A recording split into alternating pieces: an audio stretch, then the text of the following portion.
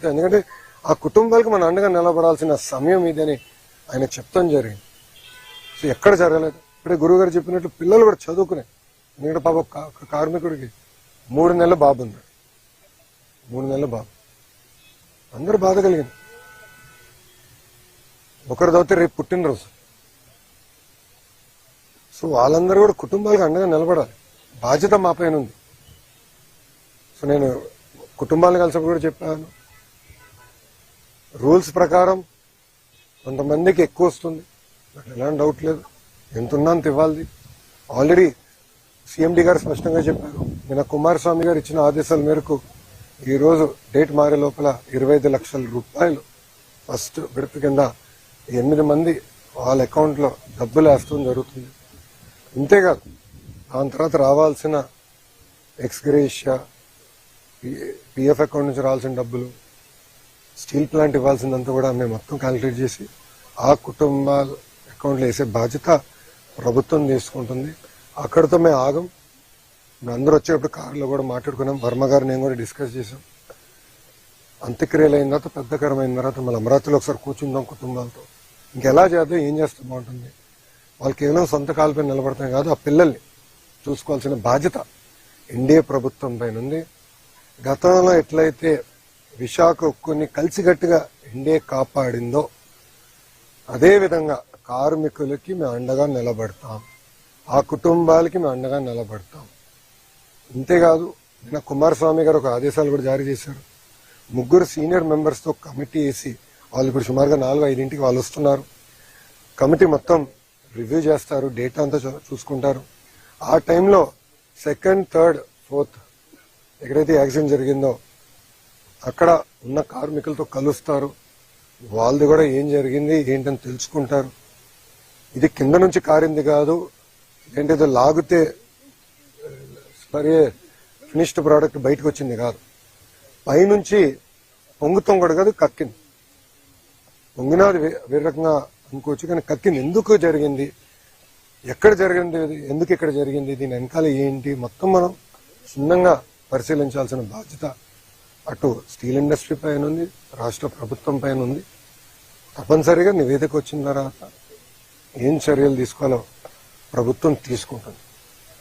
కానీ ఈరోజు యాక్సిడెంట్లో దెబ్బలు తగిలిన కార్మికుడిని హాస్పిటల్లో కలిశారు. ఆయన పేరు శ్రీనివాస్. ఆయన కలుస్తుంటే ఆయన ఒక మాట అన్నాడు, అయ్యా మాకు దెబ్బలు తగిలినాయి, మీరు వచ్చారు పెద్ద మనసుతో మాకు అండగా నిలబడతాను, కానీ విశాఖ ఉక్కుని మీరు కాపాడండి. మీరు ఉక్కుతో అండగా ఉండండి, ఈ ఫ్యాక్టరీతో అండగా ఉండండి, ఉక్కు ఫ్యాక్టరీతో అండగా ఉండండి. ఇది కేవలం మా కుటుంబాలే కాదు, లక్షలాది కుటుంబాలు గాజువాక, విశాఖపట్నంలో దీనిపైన ఆధారపడి ఉన్నాయి. చూసుకోవాల్సిన బాధ్యత మీదని ఆయన చెప్పారు. ఇన్ఫాక్ట్ ఆయన చెప్పినప్పుడు నేను అనుకుంటే ఆయన గురించి, ఆయన కుటుంబం గురించి మాట్లాడుతున్నాడేమో అనుకున్నా. వర్మ గారు కరెక్ట్ చేశారు, లేదు బాబు విశాఖ ఉక్కు గురించి ఆయన మాట్లాడుతున్నాడు. అంటే ఎంత పెద్ద మనసుతో కార్మికులకి ఎంత ఎమోషనల్ అటాచ్మెంట్ ఉందో నిజంగానే నేను ఈరోజు తెలుసుకుంటాం జరిగింది. ఇంతేకాదు ఉత్తరాంధ్రలో పెద్ద ఎత్తున పెట్టుబడులు వస్తున్నాయి, మీ అందరూ తెలిసిన విషయమే.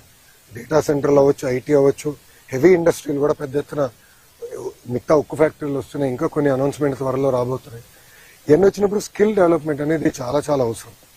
ప్రధానమంత్రి గారు కూడా చాలా స్పష్టంగా ఐటీఐస్కి సుమారుగా 60,000 కోట్ల రూపాయలతో స్కిల్ డెవలప్మెంట్కి ప్రత్యేక శ్రద్ధ పెట్టారు, ప్యాకేజ్ ఇచ్చారు. దాంట్లో భాగంగా ఫస్ట్ ప్రాజెక్ట్ మన పాయకరావుపేట అనిత గారి నియోజకవర్గంలో అటు ఆసిలర్ మిత్తలు, ఎందుకంటే వాళ్ళు కూడా ప్రైవేట్ సెక్టర్ కూడా కొంచెం డబ్బులు పెట్టండి, వాళ్ళు ముందరికి వచ్చి మేము పెడతామని చెప్పి పెద్ద ఎత్తున ట్రైనింగ్ కూడా చేయాల్సిన అవసరం ఉంది. అటు ఫార్మా అవ్వచ్చు, స్టీల్ అవ్వచ్చు, మిగతా మ్యానుఫ్యాక్చరింగ్ సెక్టర్స్ అవ్వచ్చు, ట్రైనింగ్ అనేది చాలా చాలా అవసరం. దాంట్లో ఎలాంటి సందేహం లేదు. ఒక విద్యాశాఖ మార్చులుగా నా పైన బాధ్యత ఉంది, ఎందుకంటే స్కిల్ డెవలప్మెంట్ నాకు ట్రైనింగ్, రీట్రైనింగ్, నిరంతరం ట్రైనింగ్ చేయాల్సిన బాధ్యత మా పైన ఉంది. అది కూడా ప్రభుత్వం చాలా సీరియస్ గా తీసుకుంటుందని ప్రజలందరూ కూడా తెలియజేస్తూ, ఇప్పుడు మీడియా మిత్రులకి ప్రశ్న ఉంటే సమాధానం చెప్పడానికి నేను సిద్ధం. కార్మికుల కన్నా తక్కువ ఉన్నారు, కాంట్రాక్ట్ కార్మికులు కూడా తొలగించారు, పర్మనెంట్ కార్మికులు కూడా తొలగించారు, నిర్వహణ లోపం కూడా ఉంది, అందుకే ఈ ప్రమాదం జరిగిందని కార్మిక సంఘాలు ఆరోపిస్తారు. ఇప్పుడు మీరు చూస్తే తక్కువ మంది ఉన్నారు కనుక ఈ ప్రమాదం జరగలేదు. ప్రాసెస్ లో ఎలాంటి ల్యాబ్స్ లేదు, డీవియేషన్ లేదు. ఇది వాటి నుంచి అది కక్కింది. ఎందుకు కక్కిందంటే తెలియదు. ఇన్ఫాక్ట్ ఎక్కువ మంది దాని కింద ఉంటే చనిపోయే పరిస్థితి, ప్రమాదం ఉండేది. సో ఇది ప్రాసెస్ లోపాలు ఎక్కడ జరగలేదు. నంబర్ 2, లోపల కార్మికులు కూడా కలిసారు. వాళ్ళు కూడా నేను సమాధానం చెప్పాను. ఏమన్నానంటే ఇతర ఫ్యాక్టరీలు, ఎందుకంటే ఇదే టెక్నాలజీ, దీనికన్నా వెనకబడిన టెక్నాలజీలు ఉన్న ఫ్యాక్టరీలు ఉన్నాయి. అదే టైంలో వచ్చినాయి 4-5 స్టీల్ ఫ్యాక్టరీలు భారతదేశానికి. రష్యన్ టెక్నాలజీతో ఏర్పడిన factory, one of the best technology. In fact మనం హైదరాబాద్లో కట్టిన ఇల్లు, ఉండవల్లో ఇప్పుడు అమరావతిలో మేము కట్టే 2 ఇల్లు కూడా విశాఖ స్టీల్ వాడే కడుతున్నాం. ఎందుకంటే క్వాలిటీ బాగుంటుంది, స్ట్రెంత్ బాగుంటుంది, టెక్నాలజీ మంచిదని అందరూ బలంగా నమ్ముతూ టెస్ట్ కూడా చూపిస్తుంది. సో అక్కడ ఎంతమంది ఉన్నారు, ఇక్కడ ఎంతమంది ఉన్నారు, కమిటీ మొత్తం క్షుణ్ణంగా పరిశీలిస్తుంది. చేసి తగిన చర్యలు మేము తీసుకుంటాం. ఇది ఇంకోసారి జరగకూడదు అంటే అది ఎందుకు కక్కిందనే తెలుసుకోవాలి. మేము కింద ప్రాసెస్ లోపాలు జరిగితే మీరు అనేది కరెక్ట్, కానీ ఇక్కడ ప్రాసెస్ లోపం జరగదు. కెమికల్ రియాక్షన్ అంతా ముందల స్టేజ్ లో జరిగిపోతుంది. ఫైనల్ మెటల్ వచ్చి ఇక్కడ నుంచి ఒక క్యూబ్ గా తయారయ్యి రన్నింగ్ ప్రాసెస్ జరుగుతుంది. దాని తర్వాత ఇంకా మిగతా ప్రొడక్ట్స్ తయారవుతాయి. సో ఇక్కడ ఎలాంటి కంటామినేషన్ జరిగేదానికి, కెమికల్ ప్రాసెస్ లో తప్పు జరిగేదానికి లేదు. కానీ ఎందుకు జరిగింది, ఎలా జరిగింది, ఏమైంది అనేది తెలుసుకోవాల్సిన అవసరం అందరు. అక్కడ పనిచేసిన కార్మికులకు తెలియదు. ఎందుకంటే 30 సంవత్సరాల నుంచి అక్కడనే పనిచేసిన వాళ్ళు అన్నారు, సార్ మొదటిసారి జరుగుతుంది. సెక్షన్ ఇన్ఛార్జ్ 92 నుంచి పనిచేస్తున్నారు, ఆయన ఎప్పుడు చూడలేదు. సో ఎక్స్పర్ట్స్ కే తెలియదు ఇది. ఇక్కడ పనిచేసిన కార్మికులకి పర్యవేక్షణలో ఉన్న లీడర్షిప్ కూడా తెలియదు. అందుకే ఎక్స్పర్ట్స్ వస్తున్నారు. ఎక్స్పర్ట్స్ వస్తే వాస్తవాలు తెలుసుకుంటాం, తగిన చర్యలు తీసుకుంటాం. అది అన్న ఒకటి 4 గంటల 10 నిమిషాలకి జరిగింది. ఇక్కడ ఉన్న 8 అంబులెన్సెస్ కూడా ఇమ్మీడియట్ గా వెళ్ళినాయి. వాళ్ళందరినీ ఇమ్మీడియట్ గా తరలిస్తాం జరిగింది. ఇది ఆసుపత్రులకి ఇమ్మీడియట్ గా తరలిస్తాం కూడా జరిగింది. ఇంతేకాకుండా కలెక్టర్ గారు వచ్చారు, సిపి గారు వచ్చారు, హోంమంత్రి గారు వచ్చారు, ఎంపీ గారు వచ్చారు, ఎమ్మెల్యే గారు వచ్చారు, అందరూ వచ్చారు. ఇక్కడ కుమారస్వామి గారు నేను రాత్రి వచ్చారు సార్. జరిగిన 12 hours కూడా జరగల. 4 గంటల 10 నిమిషాలు జరిగితే ఆయన సుమారుగా 10 కల్ దిగారు. 6 గంటల్లో కుమారస్వామి గారు స్వయంగా వచ్చారు. నేను నిన్న సాయంత్రం వచ్చాను రష్యా నుంచి. ఈ రోజు ఉప ముఖ్యమంత్రి గారు వచ్చారు. ఎందుకంటే ఇక్కడ ఒకటండి, ఎక్స్గ్రేషియా ఇచ్చేదానికో ప్రకటించడానికి కేవలం అదొకటే కాదు మా బాధ్యత. కుటుంబాలను ఆదుకోవాలి, కార్మికులతో అండగా నిలబడాలి, ఏం జరిగిందో మేము తెలుసుకోవాలి, రాబోయే రోజుల్లో ఎలా ప్లాంట్ ని ముందలు తీసుకెళ్లాలి, ఇలాంటిది మళ్ళీ జరగకుండా చూసుకునే బాధ్యత మా అందరి పైన ఉంటుంది. సో దానికే మేము అందరూ వచ్చింది. అదేనండి.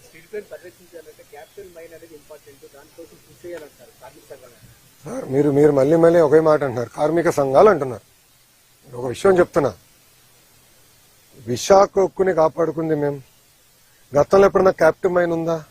విశాఖ ఉక్కుకి క్యాప్టివ్ మైన్ ఎప్పుడన్నా ఉందా? ఈ రోజు కూడా ఇక్కడికి వస్తున్న ఉక్కు ఫ్యాక్టరీలు అన్నిటి కూడా స్లర్రీ పైప్ లైన్ ద్వారా రా మెటీరియల్ ఎన్ఎండిసి టైప్ తో వస్తున్నాయి. మార్కెట్ ప్రైస్ ఇది ప్రైవేట్ సెక్టర్ కానీ ఎవరికైనా కానీ మార్కెట్ ప్రైస్. ఈ రోజు మేము కారులో వస్తుంటే ఒక ప్రతిపాదన వచ్చింది, స్లరీ పైప్ లైన్ నుంచి విశాఖ ఉక్కు కూడా ఇవ్వాలి. కానీ దాని గురించి ఏనాడు ఏ కార్మిక సంఘ నాయకుడు మాట్లాడరే. కార్మికులు మాట్లాడుతున్నారు.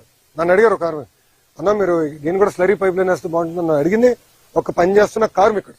తప్పనిసరిగా చేద్దాం, 100% చేయాలి. దానికి ఎక్కువ మనకి రైల్వే సైడింగ్ అన్ని కూడా ప్రాబ్లం లేదు. మనకి స్లరీ పైప్ లైన్ కూడా తీసుకొచ్చే బాధ్యత ప్రభుత్వం తీసుకుంటుంది.